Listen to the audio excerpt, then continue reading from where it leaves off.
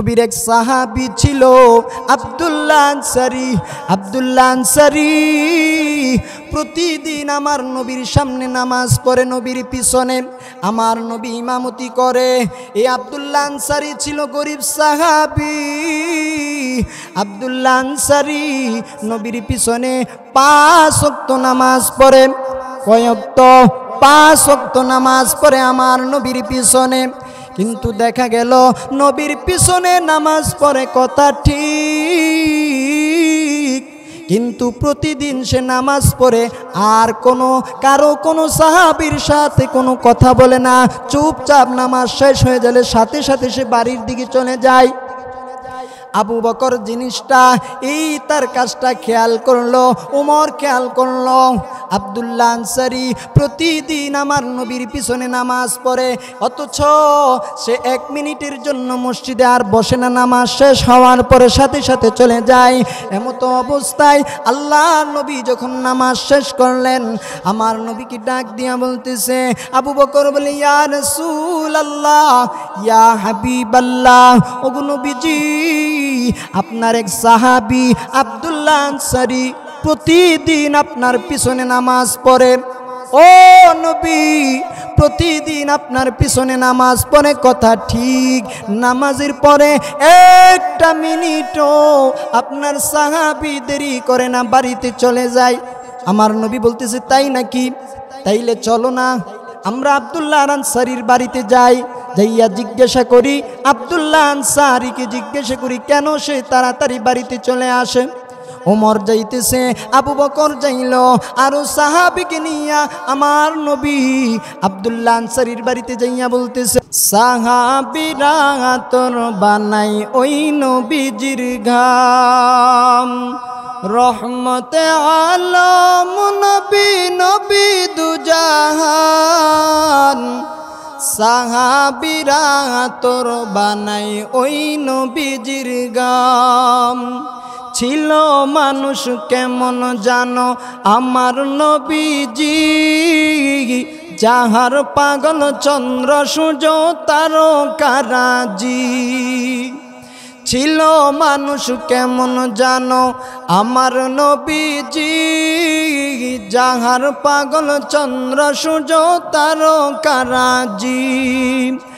আরো শুনবানি সুন্দর কাহিনী, আরো শুনবানি সুন্দর কাহিনী, জান্নাতের রুমে রুমে লেখা নবীর নাম, জান্নাতের রুমে রুমে লেখা নবীর নাম, রহমতে আলম নবী, নবী দুজাহান, সাহাবীরা তোর বানাই ওই নবীজির গাম। উস্তুনে হান্নানা একটা খেজুর গাছের নাম, যাকে ধরে খুতবা দিতেন রসুলে আকরাম। উস্তুনে হান্নানা একটা খেজুর গাছের নাম, যাকে ধরে খুতবা দিতেন রসুলে আকরাম। নবীর বিরহে গাছ কাঁদিতে রহে, হতবাগ হইলেন শত সাহাবাই কেরাম, রহমতে আলম নবী, নবী দুজাহান, সাহাবীরা তোর বানাই ওই নবীজির গাম। আমরা মানুষ হতবাগা নবী চিনি না, পশু পাখি নবী চিনে করিল কান্না। আমরা মানুষ হতবাগা নবী চিনলাম না, পশু পাখি নবী চিনে করিল কান্না। রহমতে আলম নবী, নবী দুজাহান, সাহাবীরা তোর বানাই ওই নবীজির গাম, সাহাবীরা তোর বানাই ওই নবীজির গাম। উম্মতেরা, ও আমার নবীর উম্মতেরা, আল্লাহর বান্দা শুনো, আমার আল্লাহ পাক রব্বুল আলামিন বলেন মুমিনের 5টা গুণ। কয়টা গুণ? মুমিনের 5টা গুণ। দুনিয়ার মানুষ তোমরা শুনো গো, এই 5 গুণওয়ালা মানুষ যদি তুমি হইতে পারো, যেই কোনো একটা গুণের মালিক যদি তুমি হইতে পারো বান্দা, তুমি আল্লাহর জান্নাতে যাইতে পারবা। বান্দারে, তোমার দাদার দিকে তুমি তাকাইয়া দেখো, আজ তুমি দুনিয়াতে আছো, তোমার দাদা কিন্তু নাই দুনিয়াতে, তোমার বাবাও দুনিয়াতে নাই। এই মানুষগুলা ছোট থেকে বড় বড় হইল। মুসলমান আমার, ও আল্লাহর বান্দারা, ছোট থেকে বড় হইতেছো, সবাই দুনিয়া থেকে চলে যাইতেছে। আজকে তুমি বাড়ির মালিক, গাড়ির মালিক, একদিন তুমি আবার অন্ধকার কবরে চলে যাইবা। তোমার পরবর্তী প্রজন্মরা আবার আসবে, বাড়িঘর দখল হবে। তুমি একবার চিন্তা করলা না বান্দা, তোমার যে মরণ আছে? আল্লাহ বলেন মুমিনের 5টা গুণ, যার মধ্যে এই 5টা গুণ থাকবে এরা জান্নাতে যাবে। মুসলমান ইমানদার, তাকায় দেখো তোমার ভিতরে এই 5টা গুণ আসেনি। মুমিন 1 নাম্বার গুণ, মুমিন আল্লাহর ভয়ে কাঁদে। কার ভয়ে কাঁদে? আল্লাহর ভয়ে কাঁদে। আজকে তুমি আর আমি কাঁদি না, পাহাড় আল্লাহর ভয়ে কাঁদে। পাহাড় কান্দে, চন্দ্র সূর্য আল্লাহর ভয়ে কান্দে, পাথর আল্লাহর ভয়ে কাঁদে। আজকে তুমি আমি মানুষ হইয়া আল্লাহর ভয়ে কান্না করি না। ও দুনিয়ার মুসলমান, কেমনি ভাবে পাথর কান্না জর্জরিত কান্না করে শেষ হয়ে যায়?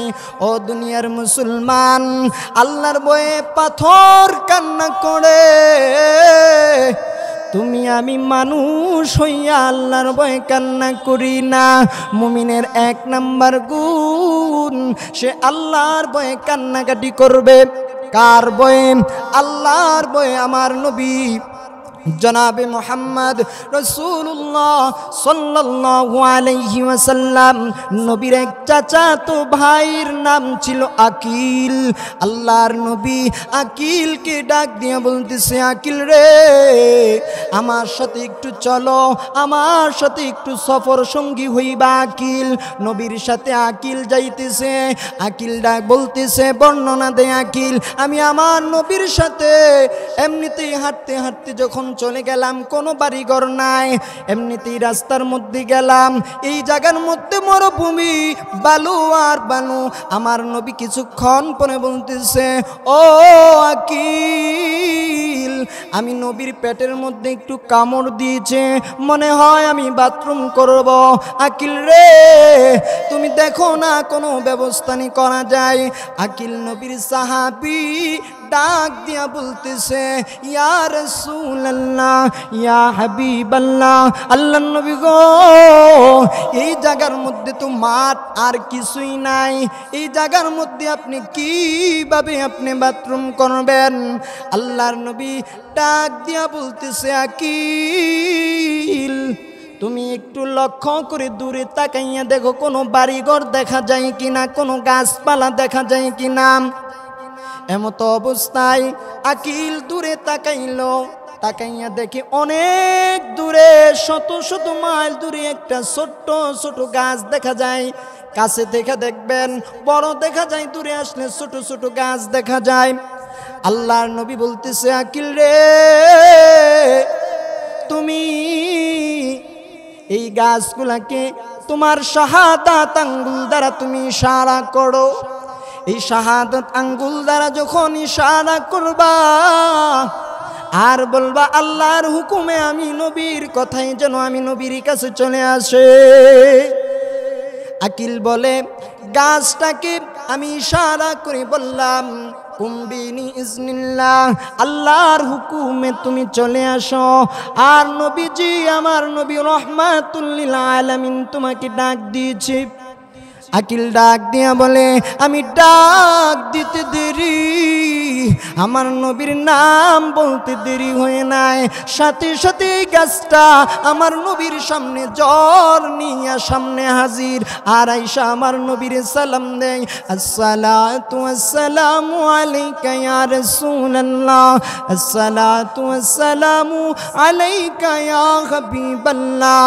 এমনিতে একটা গাছ আসলো, এমনি আবার আকিলকে বলতেছে, আমার নবী ডাক দিয়ে বলে, আকিল রে, এবার তুমি বাম দিকে আবার তাকাইয়া আবার তোমার শাহাদাত আঙ্গুল দ্বারা আবার ইশারা করো, আবার দেখবা গাছ আসবে। এমনিতেই সামনের দিকে তাকাইয়া আবার আকিল যখন ইশারা করতে দেরি, আরেকটা গাছ আকিলের সামনে আসতে দেরি করে নাই। আয়েশা আবার নবীর সালাম দেয়, এমনি ভাবে বাম দিকে তাকাইলো, আকিল ইশারা করলো, গাছ চলে আসলো।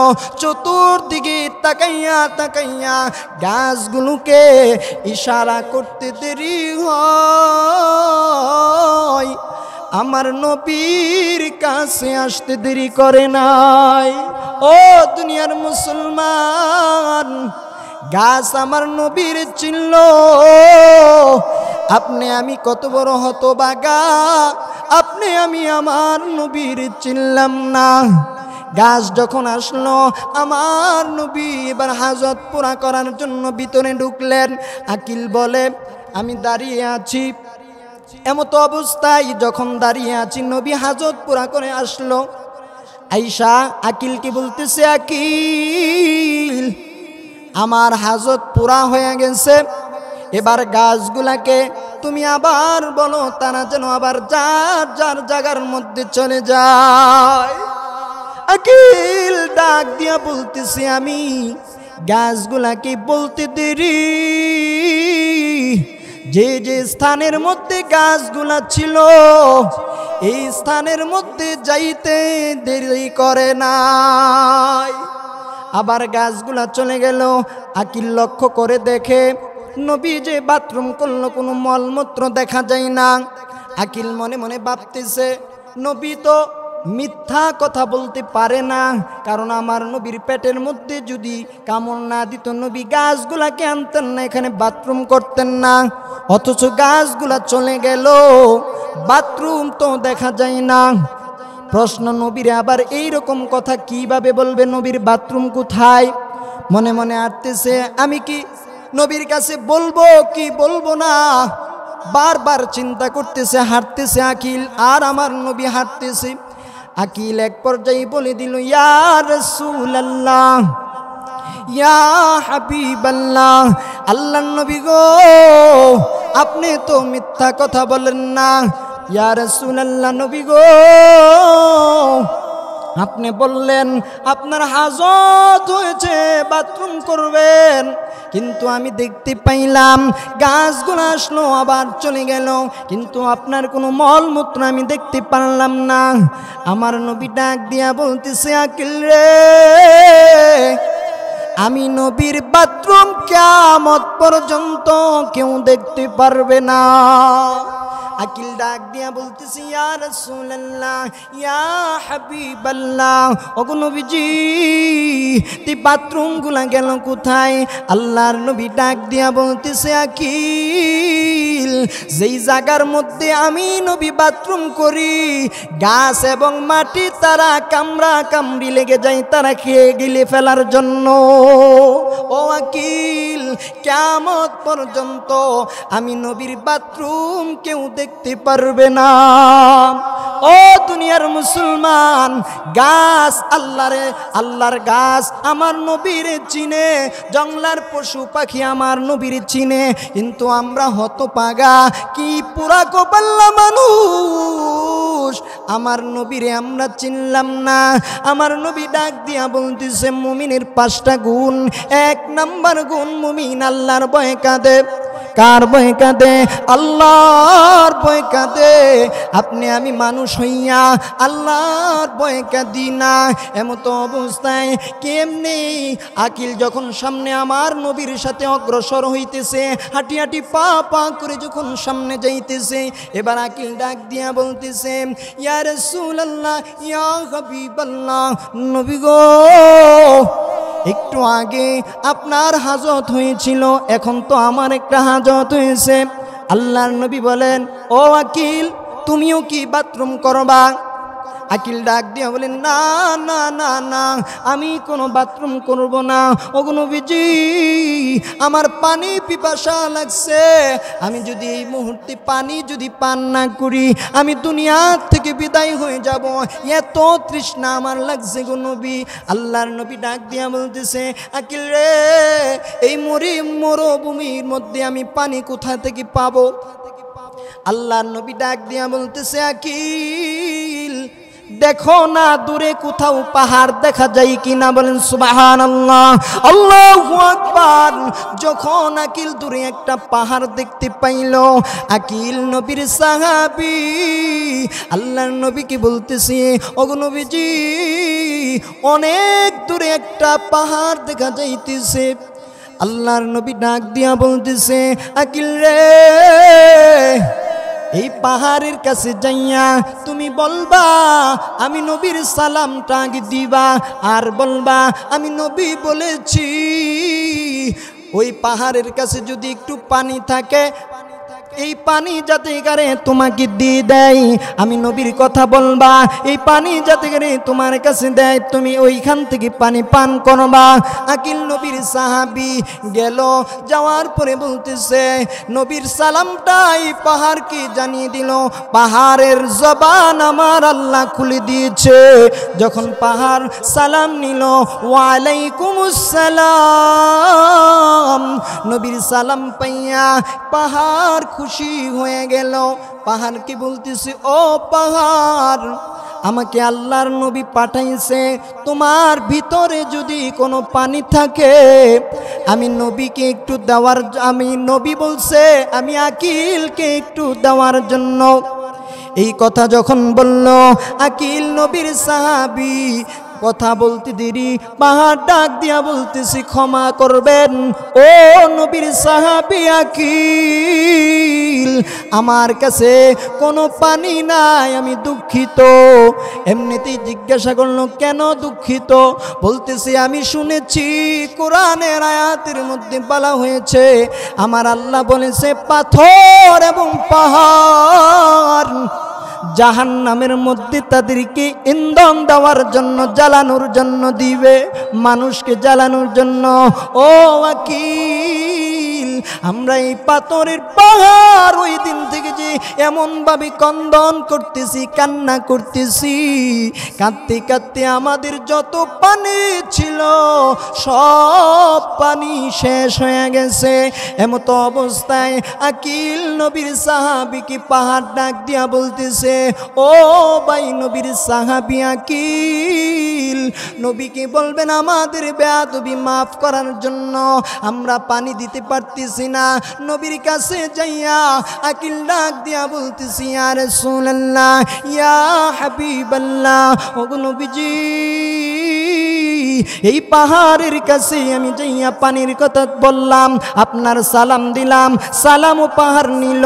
এমতো অবস্থায় পাহাড় বলতেছে, যেই দিন থেকে শুনেছে এই পাথরের পাহাড় জাহান্নামে মানুষের জন্য ইন্ধন দিবে, জ্বালানোর জন্য, ইয়া রাসূলুল্লাহ, ইয়া হাবিবাল্লাহ, এই পাহাড় এমন ভাবে কান্নাকাটি করতেছে, এই কান্নার কারণে তাদের ভিতরে আর কোনো পানি নাই, তারা কান্না করতে করতে সব পানি শেষ হয়ে গেছে।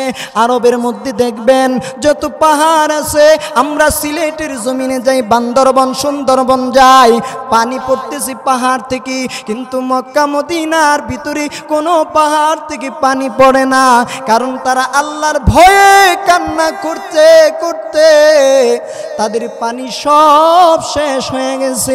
আল্লাহর নবীকে আকিল নবীর সাহাবী ডাক দিয়া বলতেছে, ইয়া রাসূলুল্লাহ, ইয়া হাবিবাল্লাহ, ওগো নবীজি, আমি আকিল যদি পানি পান না করি, আমি আকিল কিন্তু দুনিয়া থেকে মনে হয় চলে যাব, আমার ওই রকম ভাব লাগতেছে।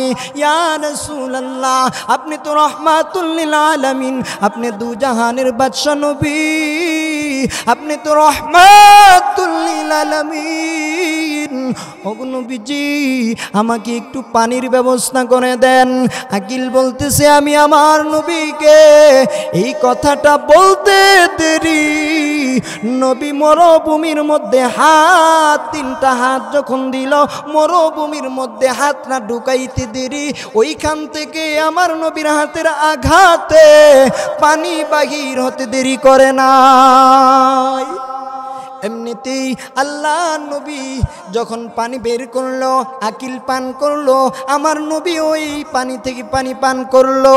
এমতো অবস্থায় তারা পানি পান করার পর আমার নবী এবং নবীর সাহাবী আকিল আবার সামনের দিকে অগ্রসর হইতে লাগলো।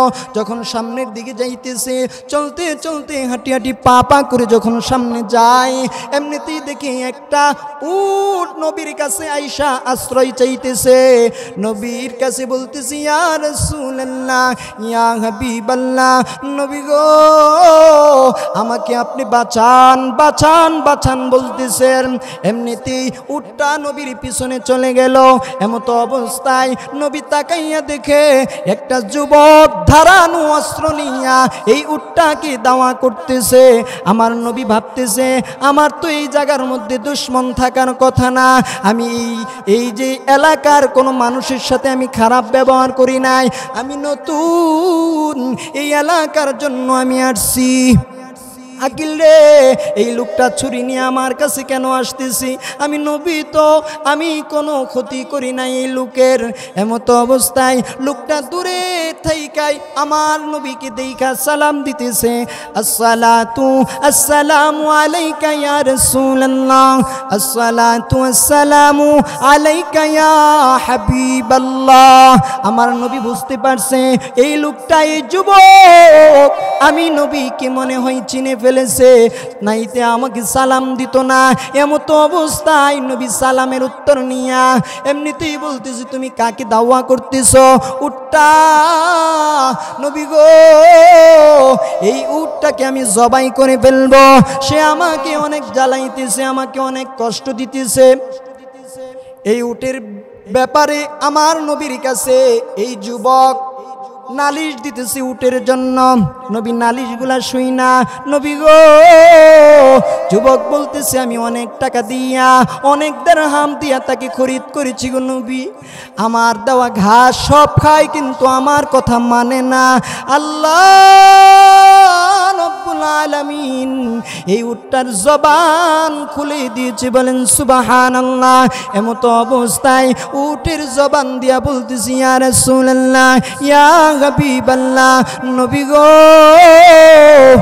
আমার মালিক আমাকে খানা পিনা সব করায়, কিন্তু আমার মালিক আমাকে কোনো কষ্ট দেয় না। আল্লাহর নবী উটটাকে ডাক দিয়া বলতেছে, ও উট, কেন তোমার মালিককে তুমি কেন কষ্ট দিতেছ? তার কথা কেন তুমি শোনো না? বলতেছি, তোমার কি খানার অভাব? বলে, না না না ইয়া রাসূলুল্লাহ, ইয়া হাবিবাল্লাহ।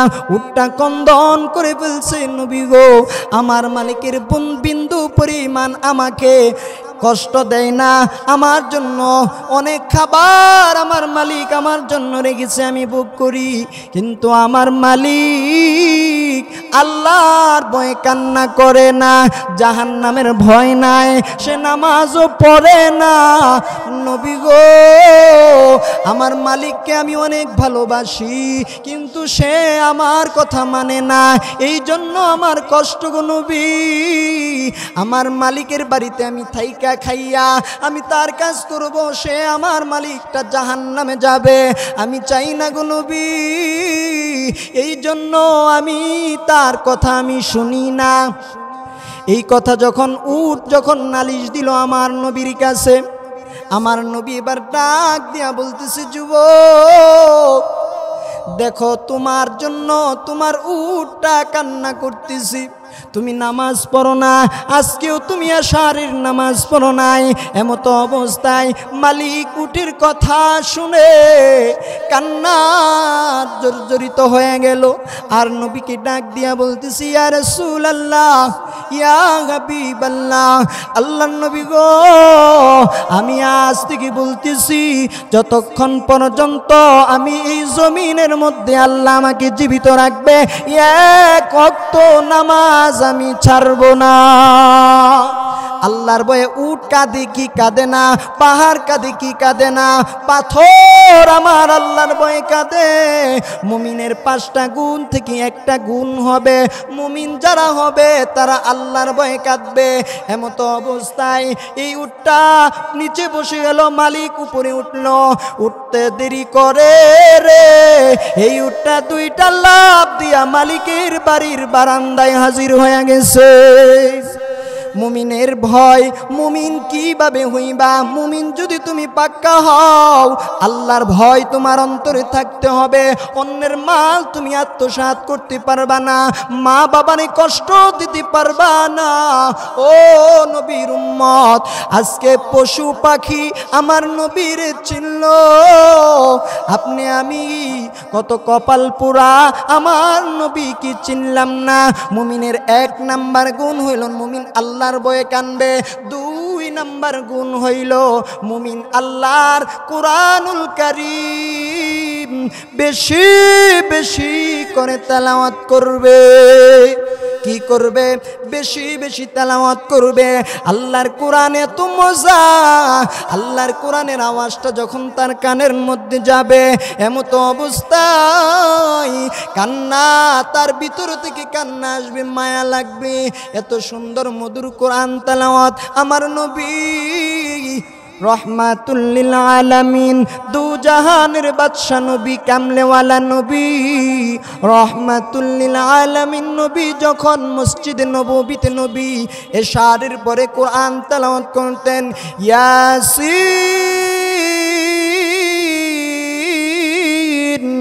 ওয়াল কুরআনিল হাকীম। আমার নবী যখন নবীর কণ্ঠে যখন কোরআন তেলাওয়াত করত, পুরা দিন আবু জাহেল উতবা সাইবা আমার নবীর বিরোধিতা করত, আর মানুষকে বলতো মুহাম্মদের কাছে যাওয়া যাবে না, মুহাম্মদ পাগল, মুহাম্মদের কথা কেউ মানবা না। অথচ আবু জাহেল উতবা সাইবা রাত্র যখন গভীর হইত, আমার নবী যখন কোরআন তেলাওয়াত করত, তারা মসজিদে নববীর পিছন দিক দিয়া যাইয়া আমার নবীর কোরআন তেলাওয়াত শুনতো। মুমিনের কয়টা গুণ? মুমিনের 5টা গুণ। 1 নাম্বার গুণ হইল মুমিন আল্লাহর ভয়ে কাঁদবে। কার ভয়ে কাঁদবে? আল্লাহর ভয়ে কান্না করবে। মুমিনের 2 নাম্বার গুণ, কোরআনের আয়াত যখন তার কানের মধ্যে যাবে রে, কোরআনের আয়াত শুনে তার দিলটা নরম হয়ে যাবে। যেমনি ভাবে উতবা সাইবার আমার নবীর কোরআন তারা শুনতো, আমার নবীর সামনে দিয়া যখন কেউ যাইতো, আমার নবীর সামনে দিয়া যখন কোন দুধের বাচ্চা যাইতো, আমার নবীর দেখা আসসালাতু আসসালামু আলাইকা ইয়া রাসূলুল্লাহ, আসসালাতু আসসালামু আলাইকা ইয়া হাবিবাল্লাহ, আমার নবীকে সালাম দিয়ে দিত। বলেন সুবহানাল্লাহ। ও আমার আল্লাহর বান্দারা, মুমিনের 1 নাম্বার গুণ, মুমিন আল্লাহর ভয়ে কানবে। 2 নাম্বার গুণ, মুমিন আল্লাহর কোরআনের আওয়াজ যখন যাবে রে বান্দা, তার দিলটা নরম হয়ে যাবে। মুমিনের 3 নাম্বার গুণ, মুমিন যা করবে আল্লাহ ভরসা দিয়া করবে। বলেন সুবহানাল্লাহ। যেই কাজটাই করবে আল্লাহ ভরসা, আল্লাহ গো এই কাজের মধ্যে আল্লাহ তুমি রহম করিও, তোমার নাম নিয়ে আমি শুরু করতেছি। মুমিন যেই কোনো কাজ করবে আল্লাহর নাম নিয়ে কাজ করবে। ও আমার নবীর উম্মতেরা, আল্লাহর নাম নিয়ে কাজ করবা। যেই কোনো কাজ করবা বলবা বিসমিল্লাহির রহমান রহমানির রহিম। যেই কোনো কাজ করবা আল্লাহ ভরসা দিয়া করবা, অবশ্যই অবশ্যই এই কাজ তোমার সাফল্য হবে। মুমিন 1 নাম্বার আল্লাহর ভয়ে কান্না করবে, 2 নাম্বার কোরআন তেলাওয়াত শুনলে তার মনের মধ্যে নরম হয়ে যাবে, মজা লাগবে। 3 নাম্বার যা করবে আল্লাহ ভরসা দিয়া করবে। মুমিনের 4 নাম্বার গুণ, মুমিন 5 ওয়াক্ত নামাজ পড়বে। কয় ওয়াক্ত? 5 ওয়াক্ত নামাজ পড়বে। মুমিন যারা হবে, মসজিদে মুয়াজ্জিন যখন আযান দিবে মুমিনের অন্তরে জ্বালা যন্ত্রণা শুরু হয়ে যাবে, যেই কোনো কাজের মধ্যেই থাকুক না কেন। আর আজানটা তার কানের মধ্যে যাবে। একটা কামার সে যখন হাতুড়ি দিয়া যখন লোহা পিটাইতে থাকবে, এমত অবস্থায় এই কামার যখন আল্লাহু আকবার আল্লাহু আকবার আল্লাহর আজানের ধ্বনি যখন তার কানে যাবে, মুমিনার হাতুড়িটা সামনে অগ্রসর করবে না, পিছন দিক দিয়ে ফেলে সে মসজিদে দৌড়াবে। এইটা হলো মুমিনের গুণ। নামাজের হুকুম তোমরা মানো না, ও নবীর উম্মতেরা, নামাজ পড়ো না। আমার নবী এই নামাজের জন্য কত কষ্ট মুজাহাদা করলো, আর আপনি আমি আল্লাহর নামাজকে ছেড়ে দিতেছি, আমাদের মনের মধ্যে কোনো টেনশন নাই। অথচ নবীর সাহাবীর দিকে তাকাইলে দেখো না, ইতিহাস পড়ে দেখো, নবীর সাহাবীরা 1 ওয়াক্ত নামাজ যদি ছুটে যাইতো সারাদিন কান্না করত। নবীর এক সাহাবী ছিল আব্দুল্লাহ আনসারী। আব্দুল্লাহ আনসারী প্রতিদিন আমার নবীর সামনে নামাজ পড়ে, নবীর পিছনে আমার নবী ইমামতি করে। এই আব্দুল্লাহ আনসারী ছিল গরিব সাহাবী। আব্দুল্লাহ আনসারী নবীর পিছনে 5 ওয়াক্ত নামাজ পড়ে। কয় ওয়াক্ত? 5 ওয়াক্ত নামাজ পড়ে আমার নবীর পিছনে। কিন্তু দেখা গেল নবীর পিছনে নামাজ পড়ে কথা ঠিক, কিন্তু প্রতিদিন সে নামাজ পড়ে আর কারো সাহাবীর সাথে কোনো কথা বলে না, চুপচাপ নামাজ শেষ হয়ে গেলে সাথে সাথে সে বাড়ির দিকে চলে যায়। আবু বকর জিনিসটা তার কাজটা খেয়াল করলো, উমর খেয়াল করলো। আব্দুল্লাহ আনসারী প্রতিদিন আমার নবীর পিছনে নামাজ পড়ে, অথচ সে 1 মিনিটের জন্য মসজিদে আর বসে না, নামাজ শেষ হওয়ার পরে সাথে সাথে চলে যায়। এমতো অবস্থায় আল্লাহ নবী যখন নামাজ শেষ করলেন, আমার নবীকে ডাক দিয়া বলতেছে, আবু বকর বলে, ইয়া রাসূলুল্লাহ, ইয়া হাবিবাল্লাহ, ওগো নবীজি, আপনার এক সাহাবী আব্দুল্লাহ আনসারী প্রতিদিন আপনার পিছনে নামাজ পড়ে। ও নবী, প্রতিদিন আপনার পিছনে নামাজ পড়ে কথা ঠিক, নামাজের পরে 1 মিনিটও আপনার সাহাবী দেরি করে না, বাড়িতে চলে যায়। আমার নবী বলতেছে, তাই নাকি? তাইলে চলো না আমরা আব্দুল্লাহ আনসারীর বাড়িতে যাই, যাইয়া জিজ্ঞাসা করি, আব্দুল্লাহ আনসারীকে জিজ্ঞাসা করি কেন সে তাড়াতাড়ি বাড়িতে চলে আসে। ওমর যাইতেছে, আবু বকর যাইল, আরো সাহাবীকে নিয়া আমার নবী আব্দুল্লাহ আনসারীর বাড়িতে যাইয়া বলতেছে, আনসারী বাড়িতে আসো কি? কোনো জবাব নাই, কোনো আওয়াজ নাই, কোনো কথা নাই। আবার ডাক দিয়া বলতেছে, আব্দুল্লাহ আনসারী কি বাড়িতে আছো? 1 বার না, 2 বার না, 3 বার আব্দুল্লাহ আনসারীকে ডাক দিল। একবারও আব্দুল্লাহ আনসারী ভিতর থেকে কোনো আওয়াজ দিল না। আমার নবী আবু বকরকে ডাক দিয়া বলতেছে, আমার মনে হয় আব্দুল্লাহ আনসারী বাড়ির মধ্যে আসছে, ঘুমায়া গেছে, চলো চলো আমরা চলে যাই। আব্দুল্লাহ আনসারী মনে হয় আসছে। এমন আব্দুল্লাহ আনসারী বলতেছে, বাড়িতে মনে হয় নাই। সাহাবায়ে কেরামরা বলতেছে, যখন বাড়িতে যখন আব্দুল্লাহ আনসারী নাই, আমরা পরে আসমুনে, চলো চলো আমরা চলে যাই।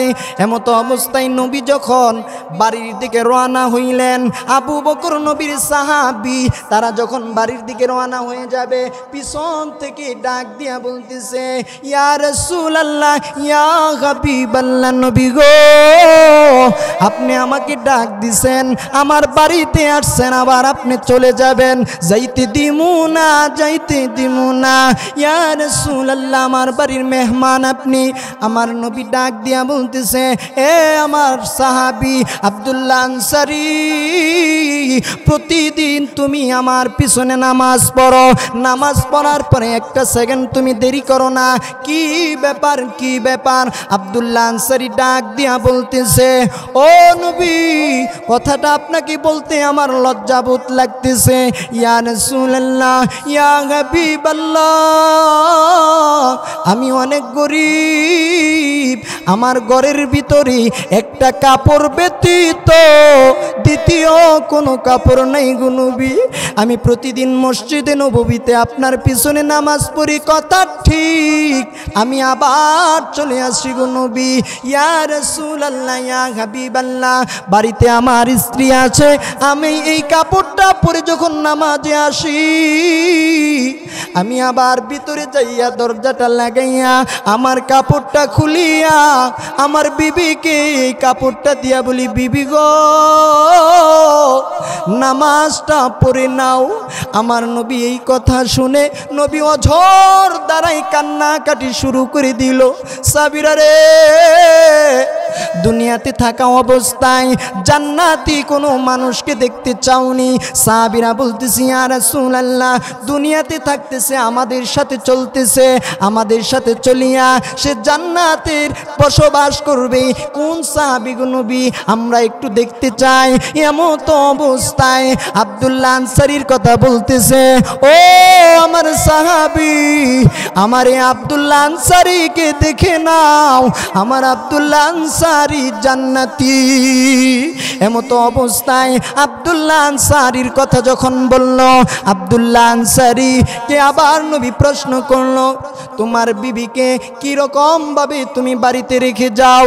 এমত অবস্থায় আব্দুল্লাহ আনসারী চোখের পানি ছেড়ে দিয়া বলতেছে, নবী গো,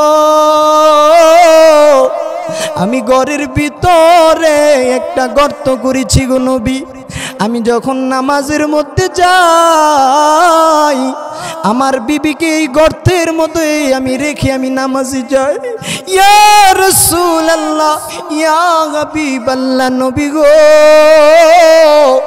আমি যখন নামাজে যাই, আমার বিবি গর্তের মধ্যে থাকে, আমি নামাজটা আদায় করে আমি একটা সেকেন্ডের জন্য মসজিদে নববীতে বসি না, আমি তাড়াতাড়ি আইসা আমার কাপড়টা খুলিয়া দিই, আমার বিবি গর্ত থেকে উঠে কাপড়টা পরিধান করে, আমি আব্দুল্লাহ আনসারী আবার এই গর্তের মধ্যে নেমে যাই গো নবী।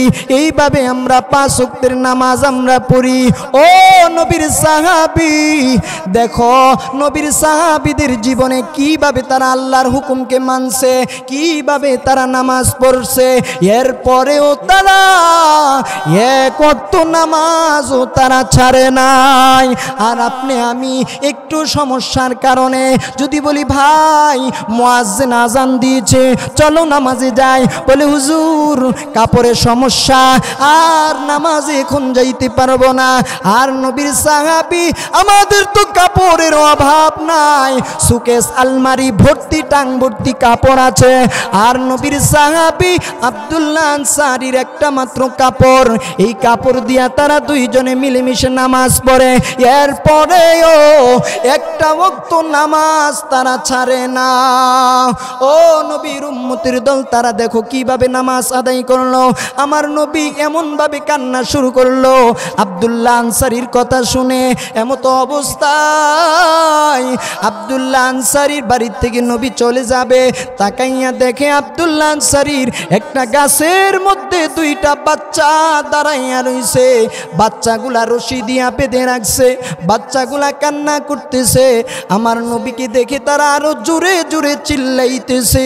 এমতো অবস্থায় আমার নবী ডাক দিয়া বলতেছে, রে আমার সাহাবী আব্দুল্লাহ আনসারী গো, এই ছোট ছোট বাচ্চাগুলা কার? আব্দুল্লাহ আনসারী ডাক দিয়া বলতেছে, ওগো নবীজি, এই বাচ্চাগুলা আমার বাচ্চা। এমতো অবস্থায় তাদেরকে আমার নবী বলে, তাদেরকে গাছের গোড়ার মধ্যে এইভাবে কেন বেঁধে রাখছো? আব্দুল্লাহ আনসারী দুইটা চোখের পানি ছেড়ে দিয়া বলতেছি, ওগো নবীজি,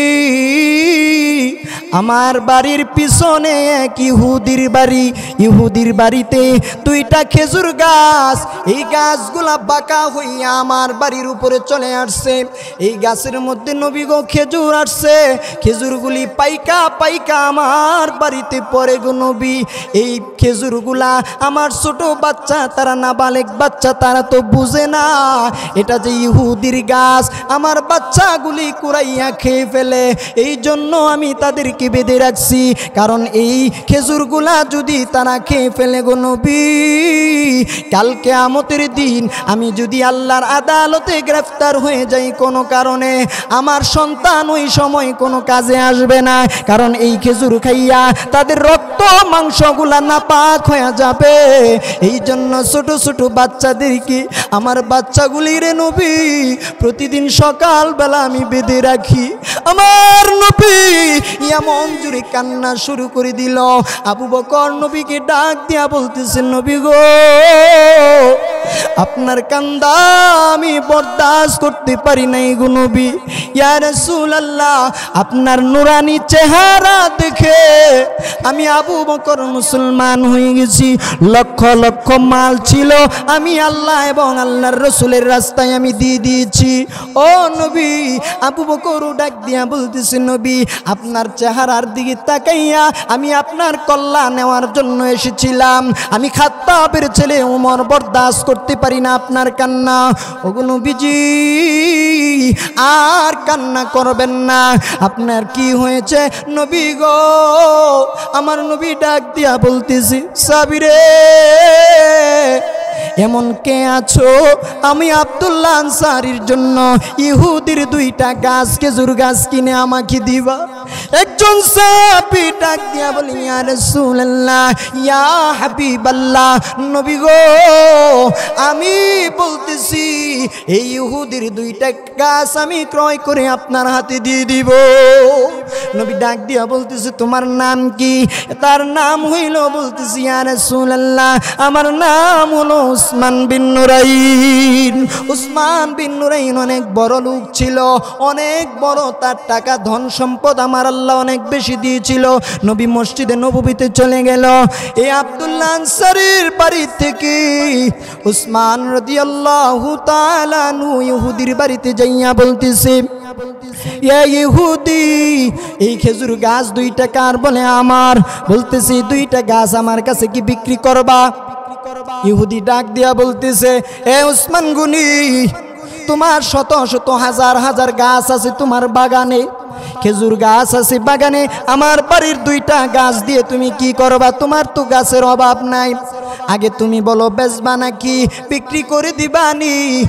এমনিতে ইহুদি বলতেছে, লাভ হইলে বিক্রি করব, লাভ হইলে বিক্রি করব।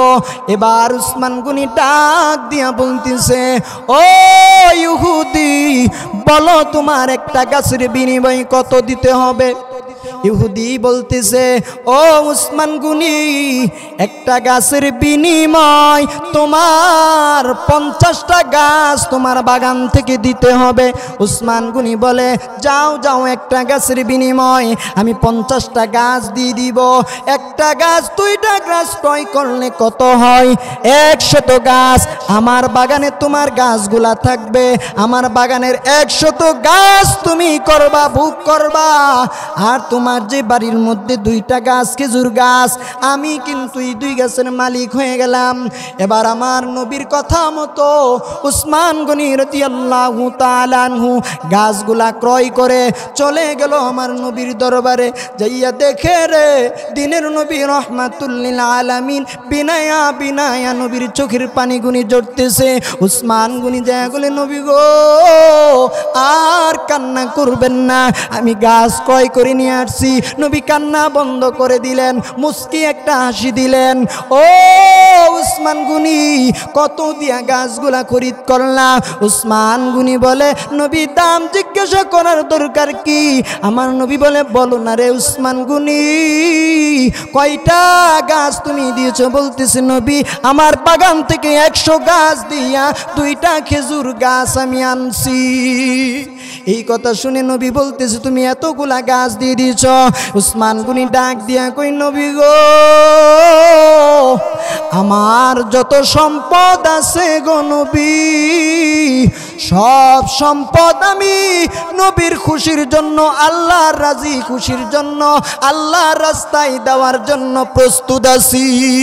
উসমান গনির দান ছিল এই রকম, এমন ভাবে উসমান গনি দান করত। ও দুনিয়ার মুসলমানরা, মুমিনের 5টা গুণ। 1 নাম্বার গুণ, মুমিন আল্লাহর ভয়ে কান্না করবে। কার ভয়ে? আল্লাহর ভয়ে কান্না করবে। 2 নাম্বার গুণ, মুমিন কোরআনের আয়াত যখন তার কানের মধ্যে যাবে, মুমিনের ভিতরে মায়া লাগবে। কি লাগবে? মায়া লাগবে মুমিনের ভিতরে। 3 নাম্বার গুণ, মুমিন যা কিছু করবে আল্লাহ ভরসা, আল্লাহর উপরে তাওয়াক্কুল করবে। মুমিনের 4 নাম্বার গুণ, এ মুসলমান, মুমিনের 4 নাম্বার গুণ হইল সে 5 ওয়াক্ত নামাজি হবে। যেই ব্যক্তি নামাজ পড়ে না সে কোনোদিন মুমিন হতে পারে না। ও নবীর উম্মতের দল, 5 নাম্বার, আল্লাহর দেওয়া জান, আল্লাহর দেওয়া মাল আল্লাহর রাস্তায় দান করা। কার রাস্তায়? আল্লাহর রাস্তায় দান করা। কেমনি ভাবে উসমান গনি রাদিয়াল্লাহু তাআলা আনহু আল্লাহর রাস্তায় দান করত মুমিন জাননি? আমার নবীর কাছে এক যুবক আইসা বলতেছি, ইয়া রাসূলুল্লাহ, ইয়া হাবিবাল্লাহ, আমি মুসলমান হয়েছি গো, আমার এখন কিছুই নাই, আমার ধন সম্পদ সব ছেড়ে দিয়ে আসছি, আমাকে বাড়ির থেকে বের করে দিয়েছে। নবী গো, আপনি যদি আমাকে কিছু দিতেন, আমি কিছু দিয়ে আমি চলাফেরা করতাম। আমার নবী ডাক দিয়া বলে, উসমান গনির কাছে যাও। কার কাছে? উসমান গনির কাছে যাও, যাইয়া বলো আমি নবী তোমারে পাঠাইছি কিছু দেওয়ার জন্য।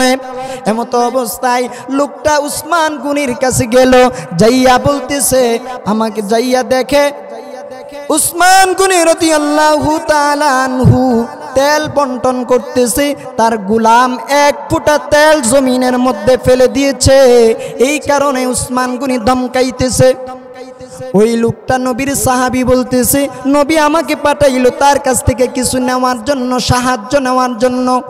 সে যেইভাবে একটা গোলামকে 1 ফোঁটা তেল মাটিতে ফালানোর কারণে যেইভাবে ধমকাইতেছে, সে তো দান করতে পারে না। নবীর কাছে দৌড়ে চলে আসলো, আয়েশা বলতেছে, ইয়া রাসূলুল্লাহ, ইয়া হাবিবাল্লাহ, আপনি যার কাছে পাঠাইছেন তার দিয়ে আরো বেশি অভাব। উসমান গনির কি কোনো অভাব আছে? না না না, উসমান গনির কোনো অভাব নাই। আল্লাহর নবী বলে, তুমি চাইছিলানি? বলে, আমি চাইছি না। বলতেছে, আবার যাও, যাইয়া উসমান গনিকে বলো আমার কথা, তোমাকে কিছু দেওয়ার জন্য আমি আল্লাহর নবী পাঠাইছি। আবার উসমান গনি গেল, যাইয়া দেখে উসমান গনি বাতাসে তুলা উইরা উইরা যায়। উসমান গনি দৌড়ে দৌড়ে তুলাগুলি এক জায়গায় জমা করে। আল্লাহর নবীর সাহাবী ডাক দিয়া বলে, বারবার আমার নবী আমাকে এই জায়গার মধ্যে পাঠায় তার কাছ থেকে সাহায্য নেওয়ার জন্য, তার দিয়ে আরো বড় অভাব। সেদি বাতাসে তুলা যায়, এই তুলা দইরা দইরা দূরে। এমত অবস্থায় এক জায়গায় জমা করে তুলা। আবার নবীর কাছে চলে গেছে সাহাবী। নবী ডাক দিয়া বলতেছে, ও আমার সাহাবী, সাহায্য কি উসমান গনির কাছে চাইছিলানি? এমত অবস্থায় সে ডাক দিয়া বলতেছেন, না না নবী গো, কার কাছে বারে বারে আমাকে পাঠাইতেছেন, তার তো আরো বড় অভাব, সেই দিয়ে চলতে পারে না, আমাকে কি দিব? সার কাছে গেলে তো আমার আরো দিয়ে আসতে হবে। আমার নবী ডাক দিয়া বলতেছে, তাড়াতাড়ি আবার যাও, যায় বলো আমি নবী পাঠাইছি। আবার নবীর সাহাবী আবার দৌড়াইয়া চলে গেল। হেমস্ত অবস্থায় যখন নবীর সাহাবী যাইয়া উসমান গনিকে তাকাইয়া দেখে রে, পিঁপড়া চিনির দানা একটা খাইয়া আবার নিয়ে যাইতেছে। পিঁপড়ার মুখ থেকে দানাটা আবার রাইখা এক জায়গায় জমা করে। এই দৃশ্য দেখিয়া আল্লাহর নবী আমারে বারবার কার কাছে আমারে পাঠাইতেছে। তার তো সব থেকে বড় অভাব, পিঁপড়া সামান্য একটা চিনির দানা খাইয়া নিয়ে যায়, এটা মুখ থেকে রেখে দেয়। নবীর কাছে আবার চলে গেল। এই ইহুদি আমার নবীর কাছে যাইয়া বলতেছে, নবী আমি চাই নাই, বারবার আমি যাইয়া দেখি তার তো আরো বড় অভাব। এমতো অবস্থায় নবী বলে, তুমি যাইয়া বলছিলানি আমি নবী পাঠাইছি। বলে না নবী আমি আর যাইতাম না। আমার নবী দমক দিয়া বলে, ও সাহাবী তোমাকে আমি বলছি আমার উসমান গনির কাছে আমার সালামটা দিয়া বলবা আমি নবী তোমারে পাঠাইছি কিছু দেওয়ার জন্যে। এমতো অবস্থায় এই সাহাবী আবার উসমান গনির কাছে যাইয়া বলতেছে, আসসালামু আলাইকুম। ওয়ালাইকুম আসসালাম। বলে আমাকে আল্লাহর নবী পাঠাইছে, আমি আসি নাই। উসমান গনি ডাক দিয়া বলতেছে, তুমি দিয়ে আমার সামনে তুমি আবার আসো নাই কিভাবে? উসমান গনি বলতেছে, কে পাঠাইলো তোমাকে?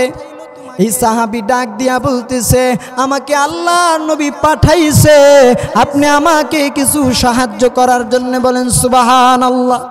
এমতো অবস্থায় উসমান গনি বলতেছে, দাঁড়াও একটু অপেক্ষা করো। আমাদের দেশের মধ্যে ট্রাক দিয়া মানুষ মালামাল যাতায়াত করে, ওই সময় উট দিয়া মানুষ শাম দেশে এইভাবে তারা আনা নেওয়া করত। বলতেছে তুমি একটু দাঁড়াও, তোমাকে আমি নবী বলছি কিছু দেওয়ার জন্য, অবশ্যই আমি তোমাকে দেব। এমতো অবস্থায় উসমান গনি ডাক দিয়া বলতেছে, গোলামেরা রে, আমার যত উট আছে সব একসাথে সারিবদ্ধভাবে দাঁড় করাও। যখন একসাথে সারিবদ্ধভাবে দাঁড় করাইলো, এমতো অবস্থায় উসমান গনি ডাক দিয়া বলতেছে, রে ও নবীর সাহাবী, যেই উটটা তোমার পছন্দ লাগে সেই উটটা তুমি নিয়ে যাও। এমতো অবস্থায় এই সাহাবী একবার উসমান গনির দিকে তাকায়, আবার উটের দিকে তাকায়, বলতেছে দানের সাথে তো তার কাজকর্ম মিলে না। এমতো অবস্থায় সে বাচ্চা একটা উট, সামনের উটটা বড় দেখা যায়, উটটা যখন টান দিল, এমতো অবস্থায় একটা উটের পিছনে আমাদের দেশে দেখবেন একটা হাঁস যেই দিকে যায় তার পিছনে শত শত হাঁস এই দিকেই যাইতে থাকে। এমতো অবস্থায় উটের স্বভাব একটা উট যখন টান দেয় পিছনের উটগুলো যাইতেছে। গোলাম ডাক দিয়া বলতেছে, ও উসমান গনি, ও মালিক, আপনি তাকে একটা উট দিছেন, একটার পিছনে দি আরো শত শত উট তার পিছনে চলে যাইতেছে। উসমান গনি ডাক দিয়া বলতেছে, ও গোলামেরা রে, যতগুলা উট এই বান্দার আল্লাহর বান্দার পিছনে যাইবে, আমি আল্লাহ এবং আল্লাহর নবীর রাস্তায় আমি দান করে দিয়েছি। এই উসমান গনির কথা শুনে আপনার দান আমি নেব না। লোকটা বলতেছে, আপনার দান আমার দরকার নাই। এমতো অবস্থায় বলতেছে, কেন তোমার দরকার নাই? বলতেছে, আপনার কাজে কর্মের সাথে দান মিলে না। বলতেছে, আমার কি কাজকর্ম তুমি দেখলা? বলতেছে, আপনার কাজকর্ম দেখলাম পিঁপড়া থেকে আপনি চিনির দানা রেখে দেন, আবার বাতাসে তুলা উইরা উইরা যায়, এই তুলা আপনি জমাইতেছেন। এক ফুটা তেল মাটিতে পড়ার কারণে এমনিতেই আপনি এই তেলের জন্য গোলামকে এইভাবে ধমকাইতেছেন। এই কারণে আমি বলতেছি, আপনার তো সব থেকে বড় অভাব, কিন্তু আপনার দানগুলা দিয়ে অনেক বড়। বলতেছে, নবীর সাহাবী, যেই তেলটা আমার গোলামে মাটিতে ফেলাইছিল তেলটা আমার না, এইটা আমাকে বন্টন করার জন্য দায়িত্ব দেওয়া হয়েছিল। এই একটা তেল, এটা জনগণের তেল, এই একটা তেল যদি মাটিতে পড়লো অন্য একজনের ভাগে কম পড়ে দিবে, আর যদি এই কম হয়ে যায় কিয়ামতের দিন আমি উসমান গনির হিসাব দিতে হবে আল্লাহর দরবারে এক ফোঁটা তেলের কারণে। এমনিতেই লোকটা বলতেছে, ও এই কারণে তুমি এইভাবে তুমি গোলামকে ধমকাইতেছ, তাইলে তুমি তুলা উইরা উইরা যাই কেন জমাইতেছ? বলতেছে, তুলা হইল দেশের সম্পদ, এই তুলাগুলি আমি জমা করিয়া বালিশ বানায়া আমার এলাকার মধ্যে যারা গরিব আছে তাদেরকে আমি দান করি। এমতো অবস্থায় বলতেছে পিঁপড়া একটা চিনির দানা খাইয়া আর একটা চিনির দানা নিয়ে যায়, তার মুখ থেকে তুমি কেন দানাগুলা রেখে দাও? এমতো অবস্থায় ওসমান গনি ডাক দিয়া বলতেছে, ও নবীর সাহাবী, আমি তাকাইয়া দেখি একটা দানা যখন নিয়ে যায়, এই দানা যখন নিয়ে যাইতেছি দেখলাম একটা পিঁপড়া খায় আর একটা নিয়ে যায়। আমি তাকায় দেখি গর্ত থেকে যেইভাবে পিঁপড়াগুলা বাহির হইতেছে, এইভাবে যদি তারা একটা খাইয়া আর একটা নিয়ে যায়, বাকি যে পিঁপড়াগুলি আসতেছে তারা তো পাবে না, এই জন্য তাদের মুখ থেকে আমি জমাইয়া রাখতেছি, পরে যে পিঁপড়াগুলা আসবে পিঁপড়াগুলা যাতে করে চিনির দানা খাইতে পারে। এই ছিল ওসমান গনির দান। আল্লাহ পাক রব্বুল আলামিন 5টা গুণের কথা বলছে, যেই 5টা গুণ মুমিন হবে তাদের